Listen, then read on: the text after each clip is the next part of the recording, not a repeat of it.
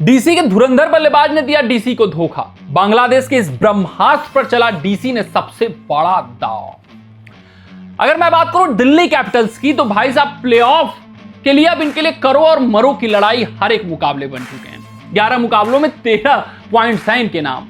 ये तो इंद्रदेव की दया मानिए इनके ऊपर कि पिछला मुकाबला हैदराबाद के खिलाफ बारिश के कारण रद्द हो गया, जिस कारण से हारे मुकाबले में 1 पॉइंट अर्जित कर लेते हैं। फिर और धन्यवाद मानिए कुछ स्थितियों कुछ परिस्थितियों का कि पंजाब किंग्स के खिलाफ भी लगभग ये मुकाबला हार गए थे। 10 ओवरों में पंजाब किंग्स 100 के पार बना चुकी थी, वो भी लगभग तय था हारना इनका, लेकिन वहां पर मुकाबला रद्द हो जाता और एक बार फिर से वो मुकाबला खेला जाएगा। यानी दिल्ली कैपिटल्स को अभी 3 मुकाबले खेलने हैं। 11 मुकाबलों में उनके 13 पॉइंट्स हैं और वो हर हाल में हर एक कीमत पर 17 पॉइंटों तक पहुंचना चाहेंगे प्लेऑफ की रेस में बने रहने के लिए। लेकिन अगर मैं बात करूं दिल्ली कैपिटल्स की, जो ये स्थगित हुआ है आईपीएल एक हफ्ता के लिए, उसके कारण उनको करारा झटका लगता हुआ दिखाई दे रहा है। एक झटका कंफर्म्ड हो चुका है। उनका एक धुरंधर बल्लेबाज अब आईपीएल 2025 खेलने के लिए भारत नहीं आने वाला है, उसने कंफर्मेशन थमा दी है दिल्ली कैपिटल्स को। उस बल्लेबाज की मैं बात करूं तो उनका नाम जेक फ्रेशर मैकगर्क है। मैकगर्क ने दिल्ली मैनेजमेंट को अपना फैसला सुना दिया है और दिल्ली मैनेजमेंट ने भाई आओ ना देखा ताओ रिप्लेसमेंट का भी ऐलान कर दिया है। यानी उन्होंने सोचा समझा कुछ नहीं, कहा कि भाई साहब इस वक्त जरूरत है, दरकार है एक ऐसे गेंदबाज की जो कठिन स्थितियों कठिन परिस्थितियों में डिलीवर कर सकता है, डेथ ओवर्स में गेंदबाजी कर सकता है और मिडिल ओवर्स में विकेट निकाल कर दे सकता है। जहां पर स्लोअर वंस और कटर्स कामयाब होंगे उस गेंदबाज को खेल पाना मुश्किल नहीं नामुमकिन होता है। मैं बांग्लादेशी ब्रह्मास्त्र की बात कर रहा हूं। लेकिन ये रिप्लेसमेंट हुआ क्यों उसको पहले हम समझते हैं।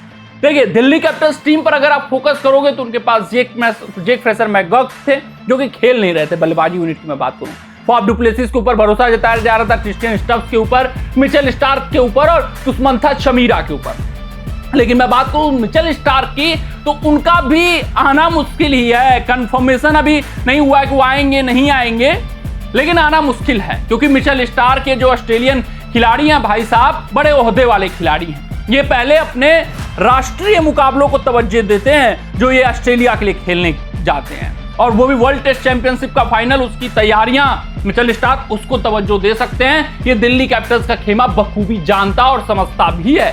उनको पता है कि मिचेल स्टार्क का आना अभी 50-50 है, कंफर्म नहीं है, जिस कारण से मुझे एक तेज गेंदबाज की जरूरत है, विदेशी तेज गेंदबाज की जरूरत है जो डेथ ओवर्स में ऑपरेट कर सके, जो मिडिल ओवर्स में विकेट निकाल सके। उसके अलावा जो दुष्मंता चमीरा हैं भाई साहब, वो भी छाप अभी तक नहीं छोड़ पाए हैं। तो ये जो कमियां हैं उनकी तेज गेंदबाजी में, उसको दूर करने के लिए, क्योंकि बल्लेबाजी यूनिट में जेक फ्रेशर मैकगर्क की जरूरत इनको नहीं है, तो वो जेक फ्रेशर मैकगर्क की जगह एक गेंदबाज चाहते थे और उस गेंदबाज को उन्होंने तलाश लिया और तराश लिया है। कहां से? बांग्लादेश से। मैं बात कर रहा हूं बांग्लादेशी तेज गेंदबाज मुस्तफिजुर रहमान की।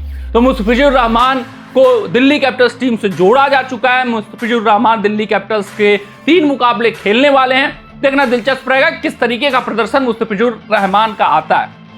लेकिन मैं बात करूं बतौर मुस्तफिजुर रहमान, तो पिछले संस्करण में चेन्नई सुपर किंग्स के लिए खेल रहे थे, वहां अच्छा प्रदर्शन आया था क्योंकि चेपॉक के पीछे स्लोअर वंस और कटर वंस वाले गेंदबाजों के लिए अच्छी दिखती हैं, वहां पर वो इफेक्टिव साबित होते हुए दिखते हैं। तो वैसे ही अगर पीछे मिली, जहां गेंद फंस रही है, जहां गेंद स्लो हो रही है, जहां स्लोअर वंस कामयाब हो रहे हैं, जहां उनके लेग कटर कामयाब हो रहे हैं, तब वहां मुस्तफिजुर रहमान को खेल पाना मुश्किल नहीं नामुमकिन होता है। लेकिन जहां पिचें सपाट होंगी, दिल्ली की पिचों की बात कर लूं या किसी भी अन्य पिच की बात करूं जहां बल्लेबाजों की मुफीद पिच होने वाली है, तो वही हाल होगा मुस्तफिजुर रहमान का जो दुष्मंता चमीरा का हो रहा है, जो मिचेल स्टार्क का हुआ होगा।